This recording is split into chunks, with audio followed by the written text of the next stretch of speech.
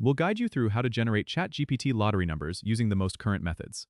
If you find this helpful, consider subscribing and liking the video. First, go to the OpenAI website and sign into your account. Once you're logged in, navigate to the ChatGPT interface. Now, what you want to do is start a new chat session. In the input box, type in a prompt that is clear and specific. For instance, you could type, "Generate random lottery numbers for me." Make sure the prompt conveys exactly what you need. This will help ChatGPT understand your request better. After you've entered your prompt, press Enter to send it. ChatGPT will then process your request and generate a set of random numbers. These are typically based on probability and randomness algorithms, so they're completely random. If you want another set of numbers, you can simply type the prompt again or modify it slightly to see if you get different results. Remember, while ChatGPT can generate random numbers, winning the lottery is still a matter of chance. It might be fun to experiment with different prompts or even ask for numbers in specific formats if you have a particular lottery style in mind.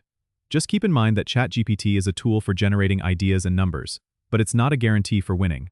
Feel free to play around and see what interesting combinations you can come up with. Don't forget to subscribe and comment if this helped you out.